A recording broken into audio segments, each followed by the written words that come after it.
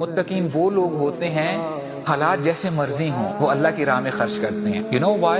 Because these people they believe. ان کا یہ conviction ہے, ان کا یہ ایمان ہے, ان کو یقین ہے ہم جو بھی لگائیں گے وہ ضائع نہیں جائے گا. یہ جو انویسٹمنٹ ہے یہ بڑھ چڑھ کر ہمیں اس جہاں میں ملے گی. اور اللہ کے نبی نے فرمایا واللہ, اللہ کے نبی نے اللہ کی قسم اٹھائی کہ مال خرچ کرنے سے, صدقہ کرنے سے کبھی بھی کم نہیں ہوتا.